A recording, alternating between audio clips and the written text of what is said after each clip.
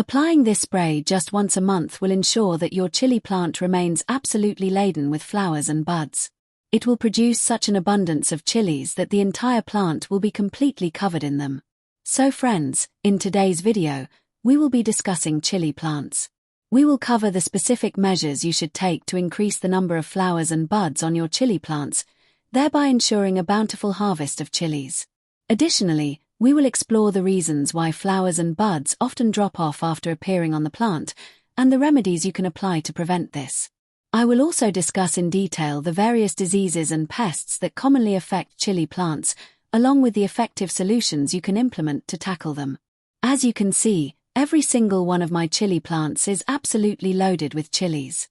All the plants are consistently weighed down by the sheer volume of fruit they bear. Look closely, on every single plant, you will see chilies growing in dense clusters. Whether it is a standard chili variety or an ornamental one, you can observe the same phenomenon across the board. Every plant is bursting with fruit growing in thick bunches. Let me show you this side as well. Look at how the entire plant is overflowing with flowers and buds. There isn't a single empty spot where flowers or buds aren't growing in dense clusters. You can also observe the plant's overall growth. You won't find any signs of disease or infestation on any of the leaves. The entire plant is growing in an incredibly healthy and vigorous manner. Among all the plants and vegetables in your garden, the chili plant typically requires the most intensive care and attention, as it is the most susceptible to attacks by various diseases and pests. In this plant, attacks by insects and pests are frequently observed. Additionally, it is highly susceptible to various fungal-related problems. The issue of flower drop is extremely common in this plant, and the majority of comments and inquiries received are specifically related to the dropping of flowers and buds. Flowers and buds on a chili plant can drop due to a multitude of reasons. However, the single most significant and prevalent cause is overwatering, that is, providing excessive water. If you keep the plant soil excessively wet, specifically, if you allow it to become muddy, most of the buds forming on the chili plant will drop before they can set fruit. They will either dry up or turn yellow and fall off prematurely. Furthermore, overwatering does not merely cause buds to drop, it also leads to issues such as leaf curling. Therefore, you should only water your chili plant when the top layer of the soil appears dry. However, you must also avoid the opposite extreme, providing too little water, as underwatering can also trigger leaf curling problems. Consequently, you need to maintain proper moisture levels in the chili plant soil, neither too much water nor too little. So, that covers the primary cause of flower drop. As for the issue of leaf curling in chili plants, as previously mentioned, it can be triggered by either insufficient or excessive watering.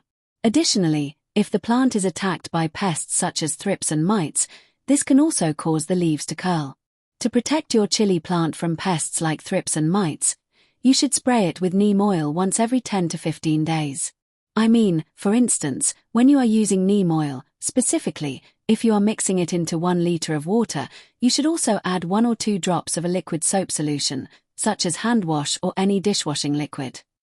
Only after adding this liquid soap should you spray the mixture onto your chili plants. This ensures that the neem oil is truly effective on the plants.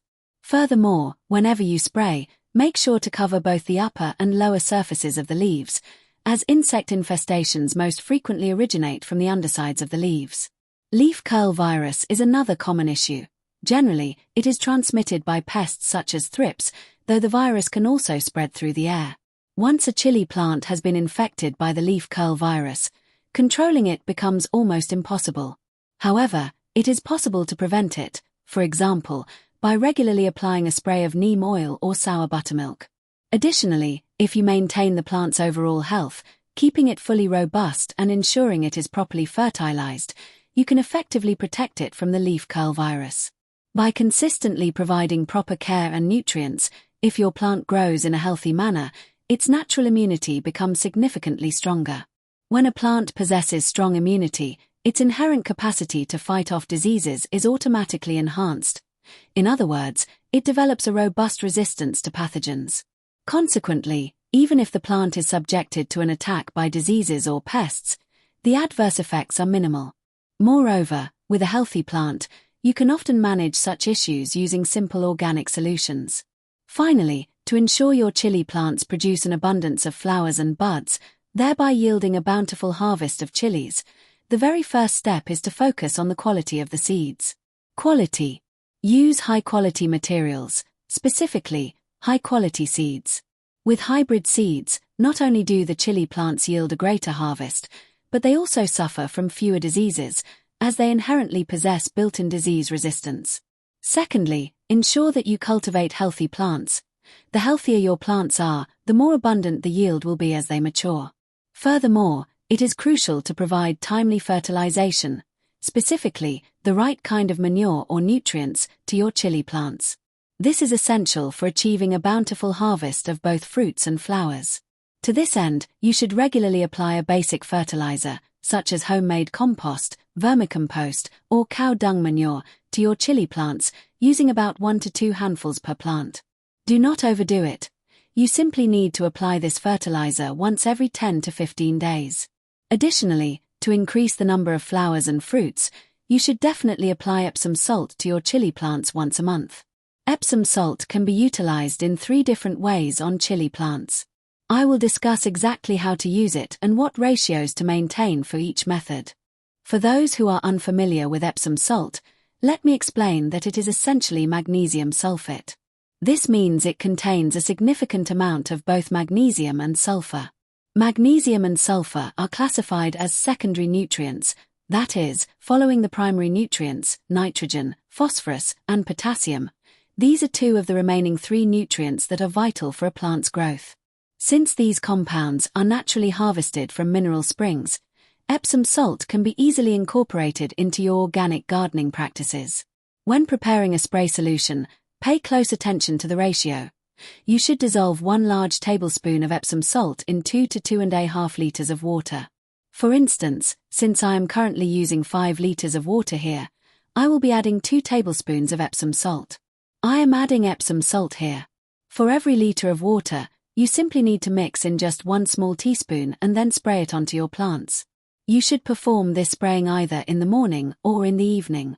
Ensure you give the plants a thorough drenching. Essentially, you want to completely bathe the leaves and the entire plant structure. This will not only increase the number of flowers and buds on your plants, but it will also keep their leaves lush and green. This is because a magnesium deficiency in plants can cause the leaves to turn yellow and leads to various other visible symptoms of nutrient deprivation. It effectively acts as a fertilizer. It also helps protect the plants from various fungal issues. However, you must not overuse it. You should spray it either once every 20 days or once a month. In addition to spraying, you can also apply it directly to the soil. To do this, use 1 small teaspoon of Epsom salt per plant for pots or grow bags that are 8 to 10 inches in size. This soil application should also be done once a month. Alternatively, you can dissolve it in water and apply it that way. Again, dissolve 1 small teaspoon per plant in 1 liter of water. You can then pour this entire mixture into a single plant's pot, or you can distribute that same liter of water between 1 or 2 plants. Friends, this is an excellent fertilizer. I highly recommend trying it on your chili plants. You will observe truly outstanding results. Furthermore, if you are interested in making a homemade substitute for this, I have previously shared a video on that topic. You can go ahead and check out that video if you wish. I will include the link in the description and on the screen. Lastly, if you require any further information regarding chili plants, please feel free to ask in the comment section below.